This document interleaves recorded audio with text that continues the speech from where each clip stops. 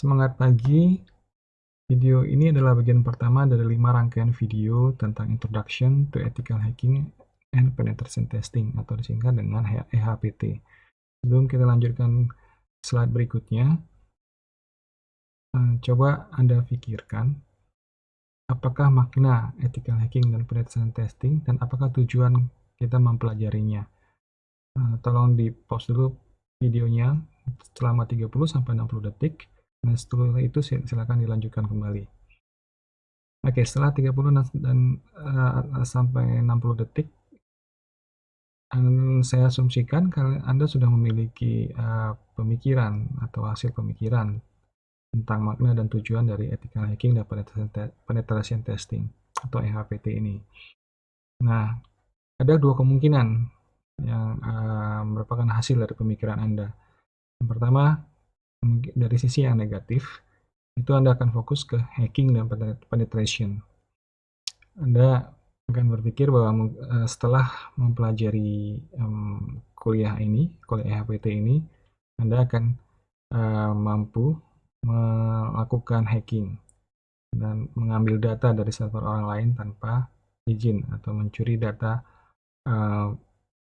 nomor kredit card, data kredit card seseorang, dan Anda bisa menggunakan data kredit card tersebut untuk belanja online atau hal-hal negatif lainnya. Dan juga Anda mungkin berpikir sebagai mahasiswa Anda mampu atau bisa nanti mengubah nilai Anda menjadi A semua sehingga IPK Anda bisa menjadi IPK yang paling tinggi. Nah, itu hal-hal negatif yang mungkin merupakan hasil dari pemikiran Anda. Dan kalau dilihat dari sisi yang positifnya, maka Anda akan fokus ke ethical dan testingnya, bahwa ethical hacking dan penetration testing ini akan fokus ke ethical dan testing. Ethical di sini adalah terkait dengan etika yang digunakan dalam kehidupan kita sehari-hari, seperti namanya etika berpakaian, etika makan, etika bertamu ke orang lain. Contohnya ketika Anda datang ke rumah orang, sebelum Anda masuk ke rumah orang, tentu Anda akan ketuk pintu dulu, izin dulu untuk masuk. Dan kemudian setelah masuk, berbicara dan pulang, Anda juga permisi untuk pulang. Nah, terkait dengan hacking dan penetration testing ini, tentu ada etikanya. Jadi ketika kalian atau Anda ingin melakukan testing atau hacking, Anda harus mendapatkan izin dulu dari yang punya, dari pemilik dari server atau pemilik dari jaringan yang akan Anda hacking. Nah,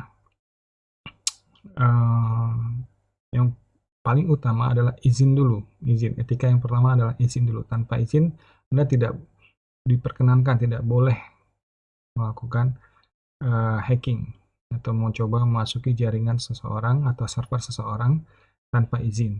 Itu ada undang-undangnya dan bisa terkena sanksi pidana. Di Indonesia ada undang-undang ITE, di berbagai negara itu ada undang-undangnya. Nah, tujuan utamanya adalah testing sebenarnya, testing apakah sebuah jaringan atau server seseorang cukup kuat untuk menahan serangan dari black hacker gitu ya, black hat hacker. Nah, apa yang dimaksud dengan black hat hacker nanti kita akan lihat. Jadi intinya orang-orang yang bermaksud jahat, apakah sistem tersebut cukup kuat untuk diserang. Nah, tujuannya juga lainnya adalah mengetahui bahwa sistem tersebut apa kelemahan-kelemahan dari sistem tersebut. Nah, itu tujuan dari ethical hacking dan penetration testing. Oke, kita lanjutkan. Ini adalah outline dari kuliah Introduction to EHPT ini. Ada 6 bagian, yaitu Information Security, Overview, Information Security Threats and Attack Vectors, kemudian Hacking Concept, Types and Phases, kemudian Ethical Hacking, Concept and Scope, kemudian Information Security Controls, dan kemudian Information Security Laws and Standards. Kita akan lihat masing-masing di slide saya selanjutnya. Dan di video pertama ini saya akan fokus ke information security overview. Ya, ini adalah data atau hal-hal yang mungkin terjadi di internet selama 60 detik. Data ini diperoleh tahun 2019. Seperti kita lihat di sini, dalam 1 menit, dalam 60 detik, itu banyak hal yang bisa terjadi di internet.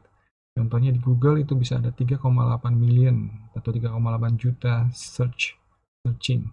Di Facebook itu bisa ada 1 juta login. Kemudian di YouTube ada 4,5 juta video yang ditonton. Di Instagram ada scrolling Instagram 347.222 dan seterusnya yang bisa Anda lihat di sini. Nah, dengan begitu banyaknya akses atau aktivitas di internet ini, maka kemungkinan terjadinya data breach juga besar. Dan terbukti ketika pada tahun 2014, eBay data records dari 145 juta user itu terkompromise atau bisa diambil oleh pihak yang tidak punya otoritas atau tidak bukan pihak yang berwenang, atau kita sebutlah dengan hacker gitu. Hacker mendapatkan informasi 145 juta data ini menggunakan kredensial dari employee. Jadi ada pegawai dari eBay yang careless gitu ya, tidak ceroboh, sehingga hacker bisa memperoleh username dan passwordnya. Sehingga dari situ hacker bisa mendapatkan data lebih banyak user-user yang ada di eBay. Kemudian juga di Google Play itu juga pernah terjadi hacking yang dilakukan oleh hacker dari Turki kalau saya nggak salah. Jadi dia mengupload aplikasi ke Google Play, dan kemudian dengan uploadnya aplikasi tersebut ke Google Play, maka pada saat itu Google Play menjadi down. Ini terjadi 2 kali malah, yang mencegah terjadinya download dan upload ke Google Play. Kemudian ada sebuah perusahaan juga di Amerika yang bernama Home Depot. Nah, itu juga data kredit card dan debit card dari kliennya itu sebanyak 56 juta data itu dicuri, stolen.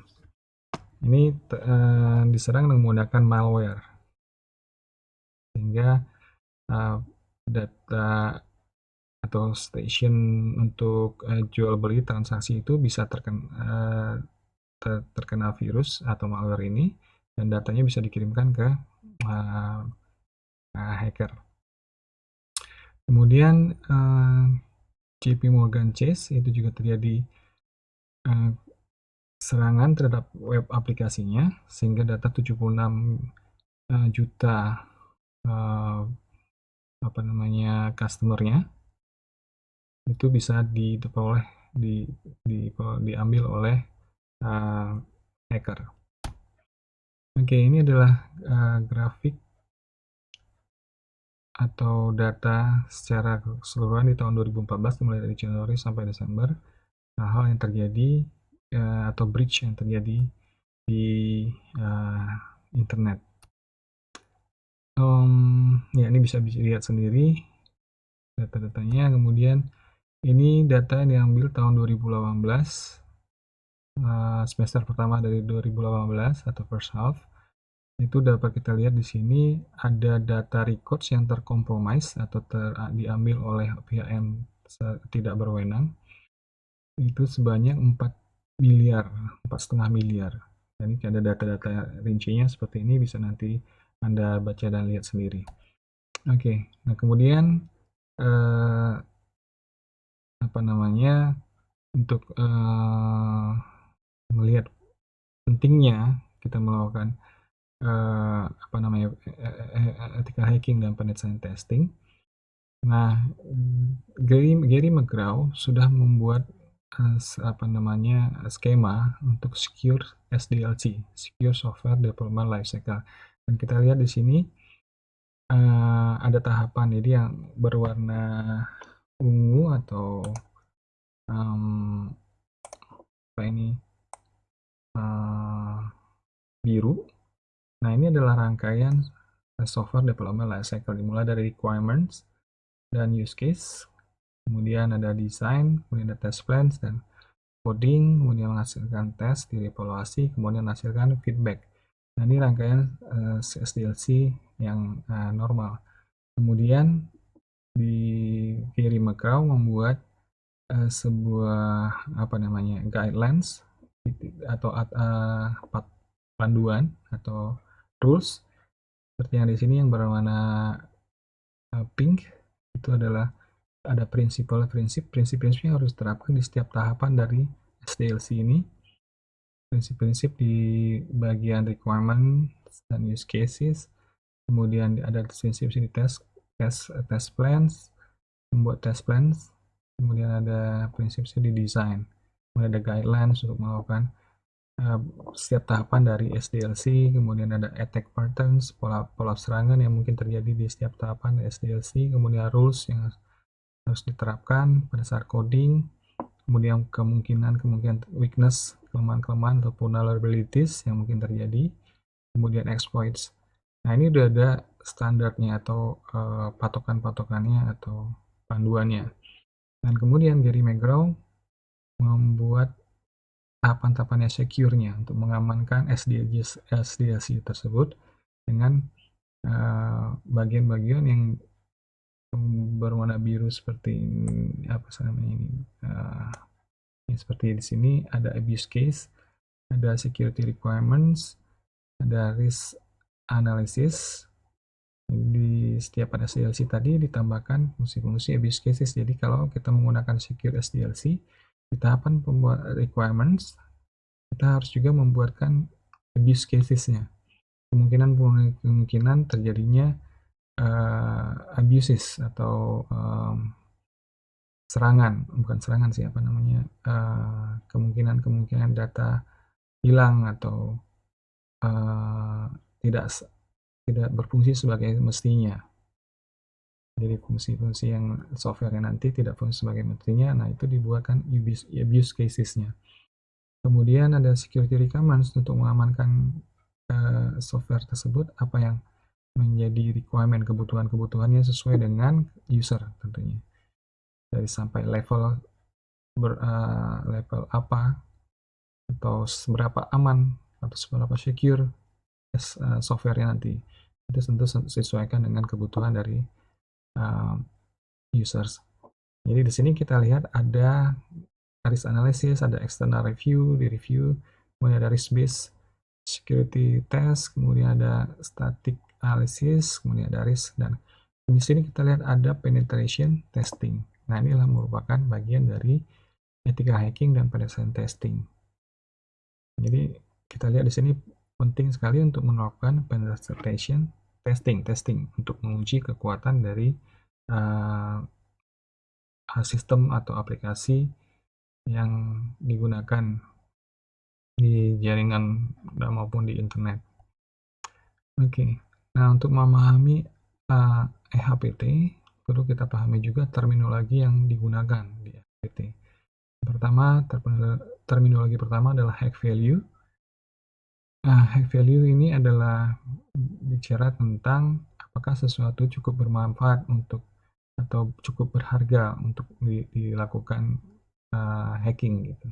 Nah, ini menjadi nilai dari masing-masing hackers.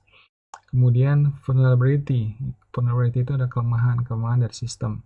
Jadi apakah sistem tersebut memiliki kelemahan atau adanya kesalahan dalam desain dan implementasinya yang nantinya bisa tentunya mudah untuk diserang. Kemudian exploit itu adalah sebuah tindakan yang memanfaatkan vulnerability tadi untuk masuk ke sistem seseorang, sistem jaringan atau sistem server atau IT system lah, sebuah perusahaan atau seseorang. Kemudian yang berikutnya adalah payload. Nah, payload ini adalah terminologi yang digunakan yang berarti bahwa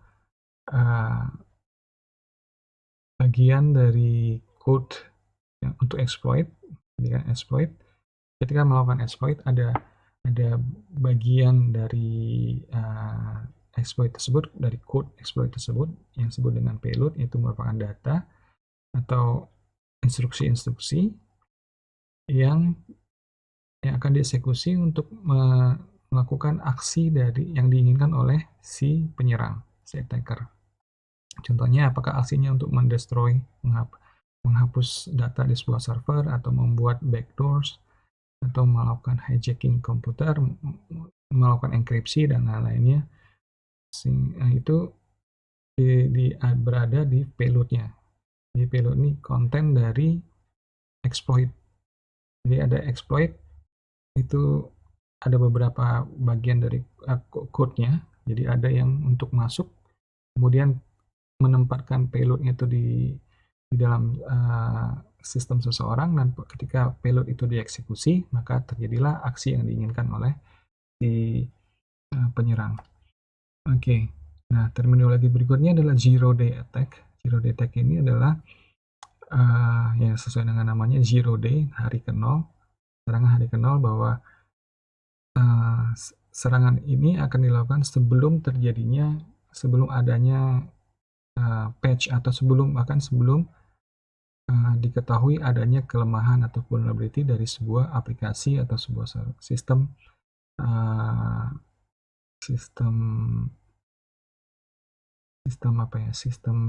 IT system dari sebuah perusahaan atau sebuah organisasi. Jadi ketika aplikasi dibangun, aplikasi dijalankan, digunakan oleh pengguna sebuah perusahaan atau sebuah organisasi. Nah, sebelum mereka atau diketahui adanya kelemahan-kelemahan, si attacker sudah mampu memanfaatkan kelemahan tersebut untuk melakukan exploit, sehingga bisa masuk ke sistem dan melakukan apa yang diinginkan oleh si attacker. Nah, ini disebut dengan zero day attack karena si developer maupun yang mempunyai sistem tersebut, aplikasi tersebut, tidak tahu bahwa terjadi adanya vulnerability dan belum sempat untuk di-patching. Khususnya contohnya adalah di aplikasi Windows operating system, itu seringkali kan banyak ada patching, update untuk menutup kelemahan dari operating system Windows. Nah, ketika patchingnya belum tersedia dan si attacker atau hacker berhasil memanfaatkan celah tersebut atau kelemahan tersebut untuk melakukan sesuatu, maka disitulah yang disebut dengan zero day attack. Kemudian ada yang dimaksud terminologi berikutnya adalah daisy chaining. Daisy chaining inilah ketika si attacker mampu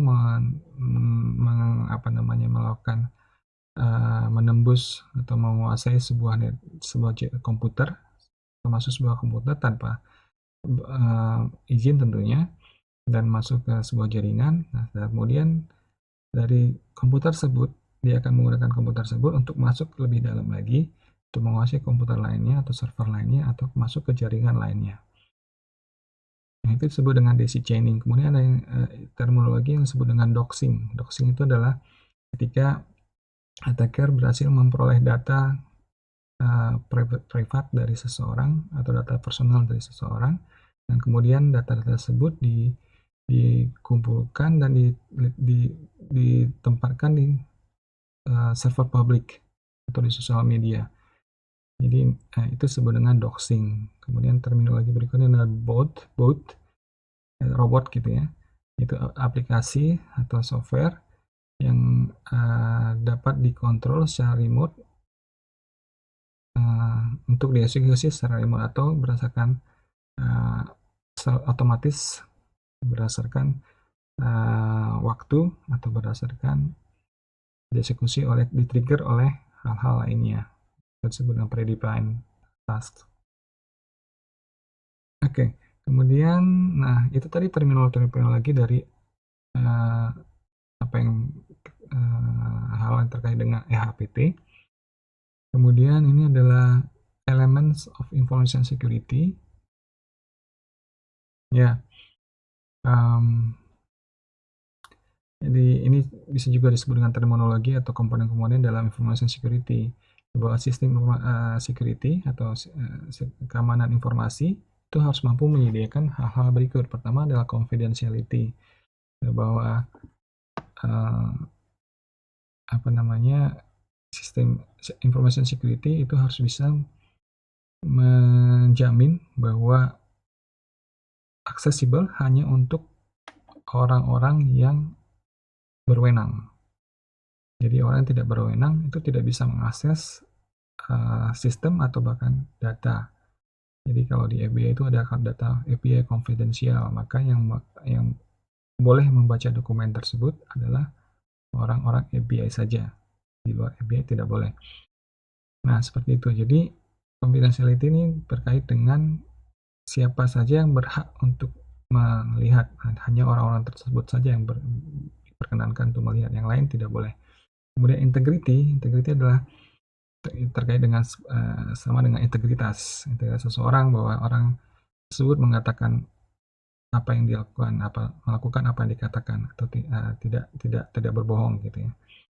Nah, jadi integrity ini adalah trustworthiness atau tingkat kepercayaan dari data atau resources dalam hal mencegah improper atau improper changes atau perubahan-perubahan tidak proper, tidak layak, atau tidak memiliki otorisasi. Jadi integrity maksudnya adalah data tersebut tidak pernah diubah tanpa sepengetahuan dari yang punya, atau tidak boleh diubah oleh orang lain yang tidak berwenang.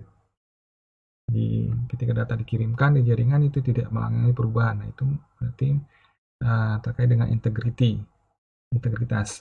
Kemudian availability adalah terkait dengan accessible, bahwa ketika dibutuhkan bisa diakses oleh orang-orang yang atau pengguna yang berwenang. Kemudian authenticity, authentic, keaslian, genuine gitu ya, bahwa data yang dikirimkan itu benar dari orang yang pengirim yang benar gitu, bukan dipalsukan, ada fake pengirim gitu ya, yang menyamar sebagai pengirim yang benar gitu. Jadi otentik pengirimnya, otentik juga datanya. Kemudian elemen berikutnya adalah non-repudiation. Non-repudiation adalah menjamin bahwa pengirim dan penerima menjamin bahwa pengirim data atau pesan itu tidak bisa mendinai atau menyangkal bahwa dia sudah mengirimkan pesan ke seseorang. Itu dilihat dari sudut pandang pengirim. Bisa juga dilihat dari sudut pandang penerima. Jadi penerima tidak bisa menyangkal bahwa dia sudah menerima pesan tersebut. Nah, ini disebut dengan non-repudiation. Oke.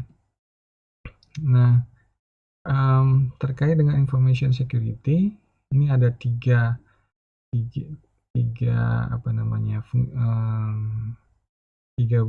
bagian dalam sebuah sistem atau IT system atau aplikasi. Nah, itu ada security, functionality, dan usability. Nah, ini ada triangle-nya. Jadi kita lihat di sini ada bola di tengah-tengah. Sebentar, saya jangan pennya dulu. Nah, di sini kita lihat bolanya ini ketika dia bergerak ke arah security, jadi tiga angle segitiga ini, Jika bola bergerak ke arah security, berarti fungsionalitas dan usability-nya berkurang. Jadi memang semakin aman, semakin tidak nyaman. Semakin nyaman, semakin tidak aman. Semakin fungsionalitasnya bagus, maka security-nya akan semakin berkurang. Semakin mudah digunakan, maka fungsionalitasnya semakin berkurang. Nah, kira-kira gitu. Jadi ini yang harus dipertimbangkan ketika merancang security dari sebuah aplikasi atau sistem IT. Oke, inilah referensi dari slide ini, yaitu menggunakan isi konsil, ORG, kemudian juga ini ada website yang lainnya yang bisa nanti diakses.